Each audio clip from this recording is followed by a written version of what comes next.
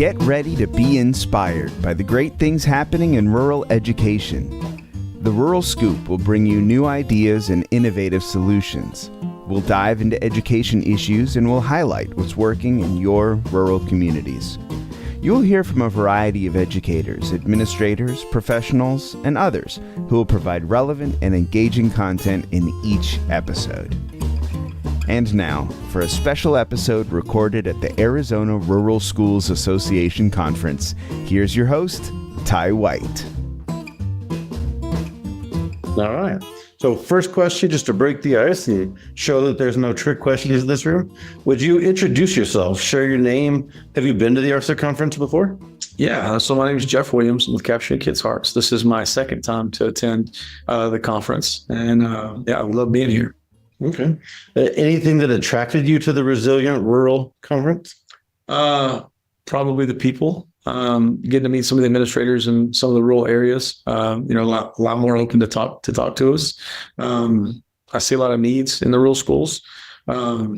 Just with having, finding out what's out there for them to be able to utilize and be able to bring to their district or their campuses for their students and their staff. Okay. So you say you're here as a vendor, right, with Capturing Kids' Hearts. Mm-hmm. What is it that you're offering to rural schools? Yeah, so Capturing Kids' Hearts, we build a model process that helps teachers, administrators not only connect with students, but help connect with each other. So it's a model process that Flip Flippin developed over 40 years ago. He's been doing it forever all across the country. I mean, even across the nation.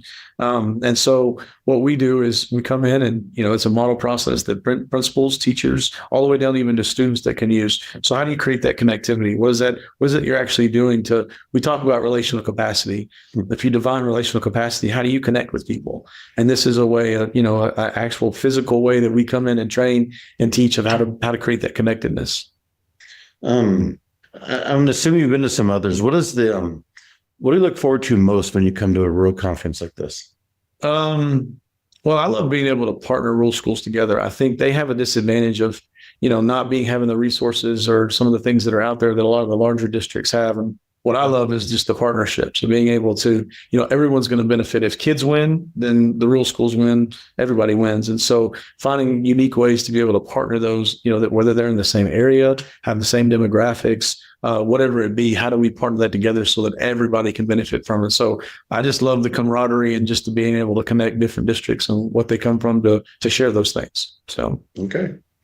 Can you tell us about your own rural experiences? Yeah, absolutely. So I was actually raised in a rural school area, moved out there, kind of dropped off as a young kid.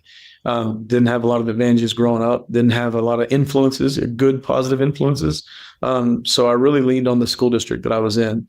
A new superintendent to a rural school area, wasn't highly, sought after because the person, prior to him had been there, 16 plus years. So the new guy in town wasn't, highly revered, but his heart and passion were throwaway kids. And I was one of them. I remember him showing up and getting me to come back to school. And I just think the way that he ran the district, the teachers, being able to create that, again, everyone's going to go through school, but being able to build that relational capacity so that people want to be there is a huge component. I think you see that more in rural schools than you see anywhere else. So you're not just a number, you're an actual person. And so that's the benefit. I see that. And I think in rural schools, you can move the dial a lot faster. I think, from top down, board, administrators, teachers, principals, you're able to move the dial. So. One of my favorite parts of this particular ARSA conference is that they highlight and celebrate 10 outstanding teachers from across the state.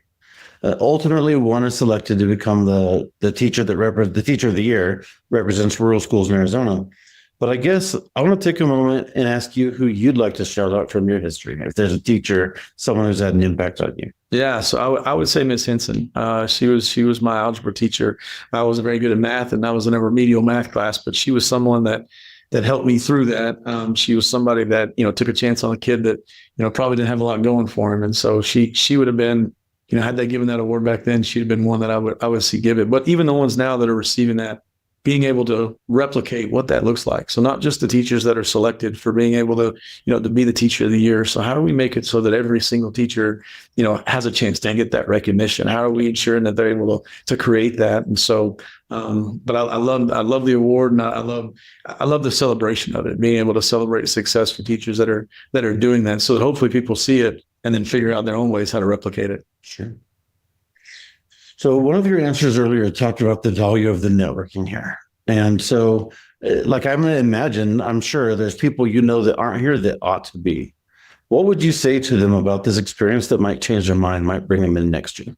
Yeah, I think, again, the networking of the resources, I think being able to partner with several, whether it be a vendor or another school district or, whatever the needs are, being able to have a resource to fill that need is a huge benefit.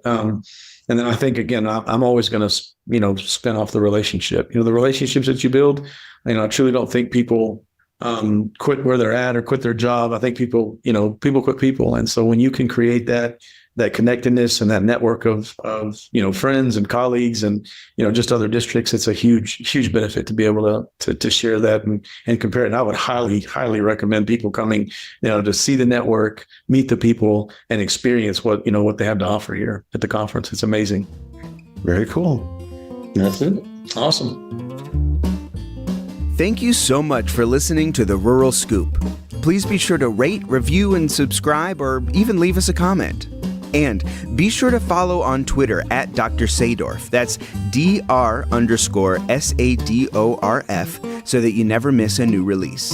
You can also check out previous episodes of The Scoop wherever you get your podcasts. Production support for the Rural Scoop is provided by Chattanooga Podcast Studios. Find out more at ChattanoogaPodcastStudios.com. See you next time for more great discussions about rural education.